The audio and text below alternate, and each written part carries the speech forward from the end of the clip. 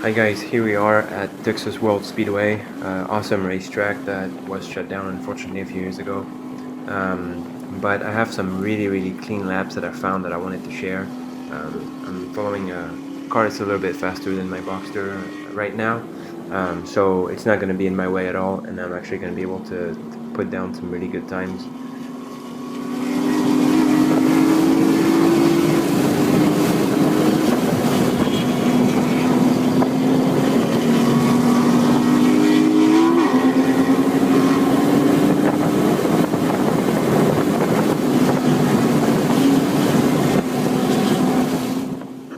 As you can see, we're starting to catch up to some traffic, but this was the most advanced group of this weekend, so everybody's moving pretty quickly. In fact, there are a couple of Spec Boxsters that are ahead of us that were there practicing for the upcoming club race following March of the next year.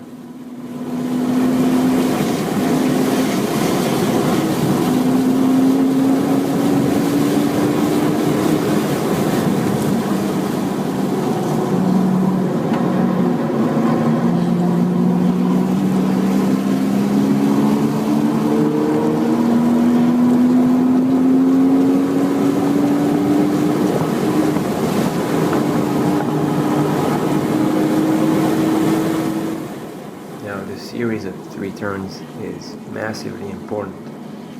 You've got to nail them right, because once you're through this one, if you didn't set yourself up for this last turn to be coming out at full speed, you're suffering on this entire straightaway. And look at how long the straight is. You're on there forever. I mean, I very rarely in those Spec Boxster go over 120 miles an hour on track, and I consistently go a little bit over 120 miles an hour on that straightaway.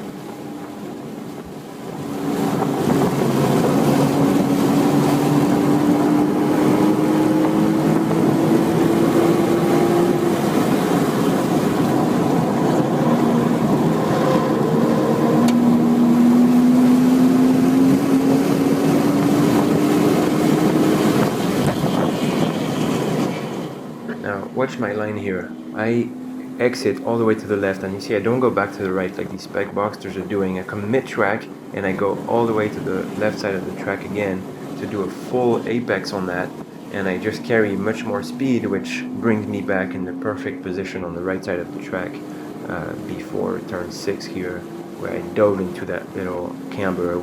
Pay attention on the next lap. This is turn 7. A turn where you can go, I mean, you could see my lowest speed was 87 miles an hour coming into this turn. That's a lot of speed in a corner. But this camber, as long as you nail it, you're gonna be golden. You can carry a lot of speed.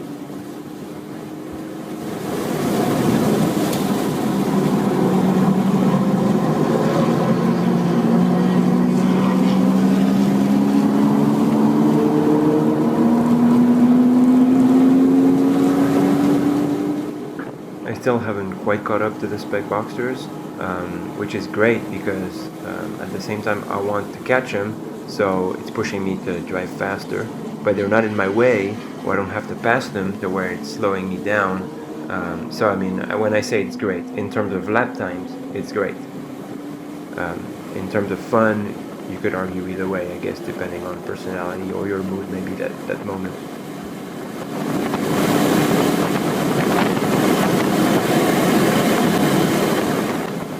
If you're familiar with TWS, you will notice that I'm carrying a very tight line through that fast sweeper.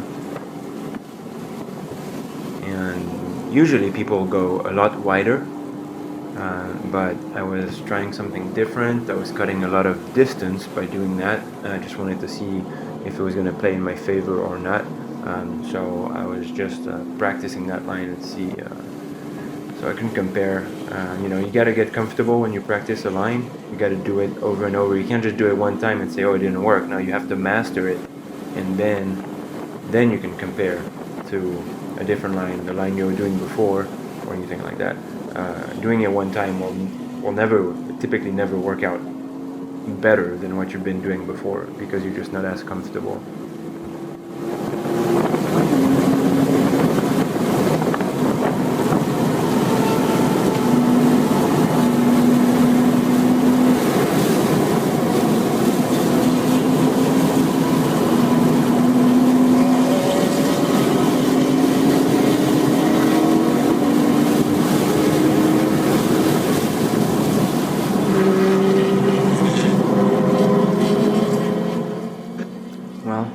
finally getting a little bit closer to these Spec Boxsters. Still doesn't look like I'm within reach just yet. But as we get to these last 3 turns, it seemed that my line worked quite a bit better than theirs. So I'm really closing the gap right now. I'm actually getting really close to them. And in fact, this silver one is going to give me a pass right there.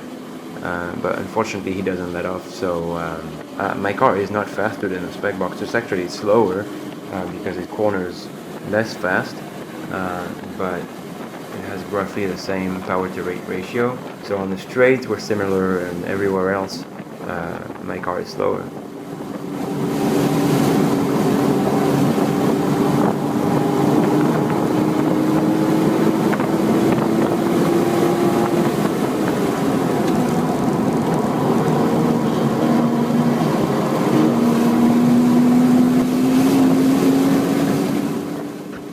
Again here, notice how I carry all the momentum I can out of this turn, and coming into turn 5 I don't go all the way to the right. I stay mid-track and go all the way to the apex instead of displacing the apex, but I still end up on the right side here for the entrance to turn 6. I'm able to dip into that camber at the very apex and carry a lot of momentum this way.